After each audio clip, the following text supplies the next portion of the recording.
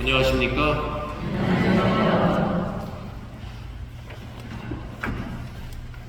나는 자연인이다. 들어보셨어요? 텔레비전에 나오죠? 그 산속에 들어가서 막 이렇게 있고, 어느 때는 남자뿐만 아니라 이제 여성분도 계시고 그렇더라고요.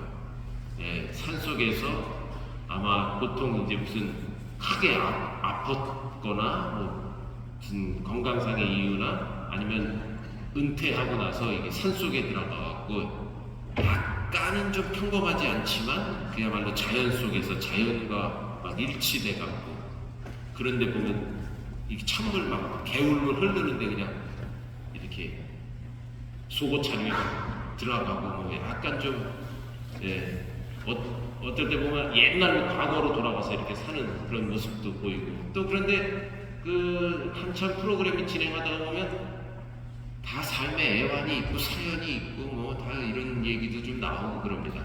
텔레비전에서 보신 적 있으시죠? 못 보신 분도 계시네요. 네. 저도 뭐 몇 번 본 적 있습니다. 네. 나는 자연인이다. 또 그래서 그런지 그런 이제 텔레비전 방영이 되고 나서부터는 또 어디 간판을 보니까 지나가다 보니까 나는 목수다 이렇게 간판이 그렇더라고요. 그분은 이제 뭐 목수겠죠. 그야말로 뭐 집 짓는데 이제 목공 들어가는 일은 자기가 한다 이거죠. 그러니까 이런 일을 하니까 나를 불러다 써라 이렇게 하는 사람도 있고.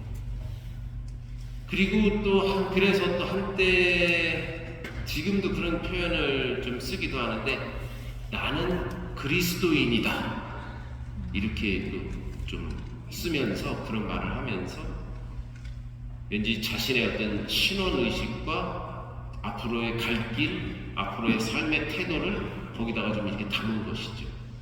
그러니까 나는 자연인이다 하는 것도 나 아주 자연 친화적으로 이렇게 살아가는 거죠. 예를 들어 고층 빌딩에 살면서 뭐 기계화된 늘 그런 문물과 이런 걸 살면서 나는 자연인이다 이렇게 표현하기는 어렵겠죠. 그야말로 산속에 들어가면서 자연과 일치되어 살면서 자연인이다 라고 이렇게 얘기해요. 나는 목수다 그러면 이 사람은 직업이 목수구나 하는 걸 알겠고, 나는 그리스도인이다 그러면 무슨 불교 신자가 그렇게 말할 건 아니잖아요. 그렇죠? 네. 하느님을 믿고 그분의 뜻을 따라서 그리스도와 같은 제2의 그리스도의 삶을 살겠다 하는 그런 뜻이 나는 그리스도인이다 라고 이렇게 표현을 할 수 있겠죠. 그래서 또 이렇게 막 괜히 뭐 시비 걸고 싸우고 그러다 보면 뭐야 나 무시해? 나 정윤섭이야. 뭐 이렇게 얘기하는 그런 경우도 있죠. 네. 자 보세요. 오늘 나는 생명의 빵이다. 나는 생명의 빵이다. 예수님께서 말씀을 하십니다. 예수님께서는 하느님의 빵은 하늘에서 내려와 세상에 생명을 주는 빵이라고 하시자 군중은 이제 선생님 그 빵을 그러면 저희에게도 좀 주십시오 하고 간청을 합니다. 또 기억이 나실 거예요. 요한복음 4장에 보면은 사마리아를 이렇게 가다가 사마리아 우물가에서 여인을 만나죠. 그 여인에게 내가 주는 물을 마시는 사람은 영원히 목마르지 않을 것이다 라고 이렇게 또 말씀을 하십니다. 뭐 그런 같은 맥락에서 빵을, 내가 생명의 빵이다, 내 빵을 먹는 사람은 결코 이제 배고프지 않는다. 그 사마리아에 갔을 때는 그 여인에게 결코 목마르지 않는다, 내 생명의 물이다. 사마리아 여인이 그 뜻을 알아듣지 못하고 뭐 이렇게 얘기하죠. 그러면 저에게 물을 주십시오. 그럼 제가 날마다 이 물을 기르러 여기까지 먼 걸음을 하지 않아도 되겠습니다 라고 약간 엉뚱한 소리를 합니다만 세속적인 욕심에 그 물을 달라고 청하는 그런 모습을 보기도 합니다.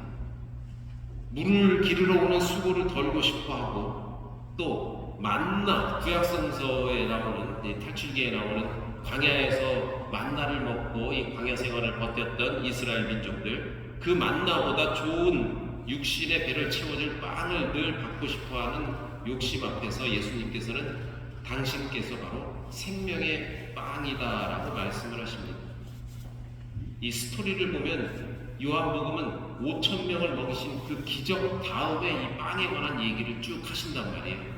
그러니까 어쨌든 그 들판에서 5천 명이나 넘는 사람들이 빵을 배불리 먹고 났으니까 야, 이제 우리는 별로 수고하지 않아도 이게 빵을 다 먹고 살겠구나, 배고프지 않겠구나 하고 예수님을 졸졸 따라다니고 그분을 이제 임금으로 모시려고 그러고 하면서 말씀을 듣다 보는데 빵을 좀 더 줘야 될 텐데 그 빵은 아니고 나는 생명의 빵이다.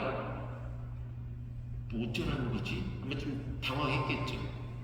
그리고 이걸 자기를 뜯어먹으라는 얘기고 어쩌라는 얘기고 뭔가 이제 그러면서 생명의 빵에 대한 그 개념을 예수님은 백성들에게 이제 정립을 시켜주려고 하는 거예요. 계속 그 스토리가 쭉 이어져 나가는 것이죠.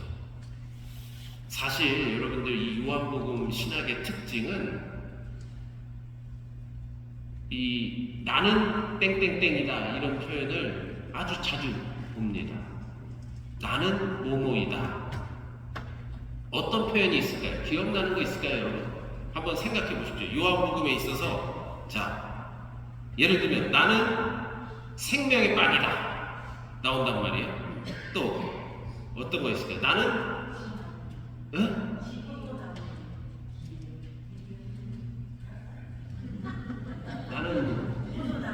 나는 포도나무다. 그렇지, 그거 있죠. 예, 맞습니다. 15장 1절에 가면 나는 포도나무요 나의 아버지는 농부이시다. 나는 포도나무다 나오죠. 또 뭐 있을까요? 네? 갑자기 딴 데 쳐다보십니다. 네? 나는 이거 힌트.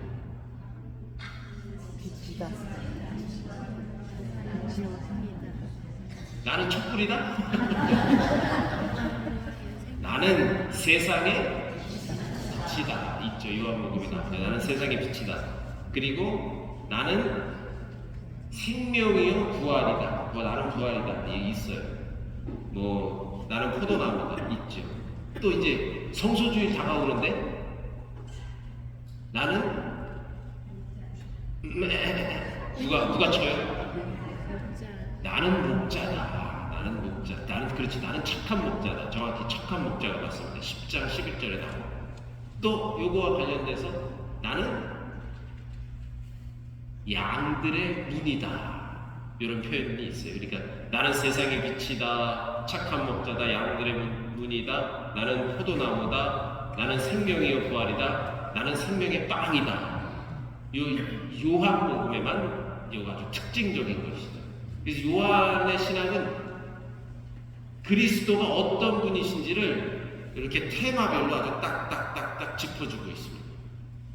나는 그리스도인이다. 나는 자연인이다 하는 것처럼 나는 생명의 빵이다 하면서 당신 신원을 밝혀주시죠. 이런 표현은 예수님께서 당신을 드러내실 때 사용하는 방식으로 예수님께서 하느님의 아드님이시며 온전한 구원을 가져다 주시는 분이시라는 것을 아주 표현하고 있는 것입니다. 그래서 당신께 오는 사람은 결코 배고프지 않고 당신을 믿는 사람은 결코 목마르지 않을 것이다 라고 이렇게 얘기합니다. 이것도 결코라는 말을 꼭 강조하면서 쓰고 있죠. 이 생명의 빵에 대한 개념은 이스라엘 민족이 광야에서 하느님께 받아먹은 만나에서 생겨났다고 합니다. 광야 생활을 하면서 이스라엘 백성은 만나를 하루 먹을 만큼만 거두어 드릴 수 있었죠. 더 만약에 거두어 드렸다 그러면 다 사라진다. 녹아 없어질 거예요. 이 만나가. 그 이유는 사람이 빵만으로 살지 않고 하느님의 입에서 나오는 모든 말씀으로 산다는 그런 것을 깨닫게 하려는 그런 의도가 담겨져 있죠. 그러니까 결코 이 만나도 구약 시대에 이스라엘 백성이 먹었던 만나도 욕심을 내거나 거기에 사심이 들어가면 사라져버리는 것이었죠. 그런데 이제 그 만나를 먹었던 이스라엘 백성이 신약 예수님 시대에 와서 5천 명이나 넘는 이 사람들이 먹고 그리고 이제 그것은 바로 예수님이 십자가에 매달려 돌아가심으로써 우리에게 영원한 양식으로 당신의 몸과 피로, 당신의 살과 피로 우리에게 영원한 생명으로 오시는 것입니다. 이러한 신학적인 이런 전개를 요한은 짚어주려고 하는 것이죠.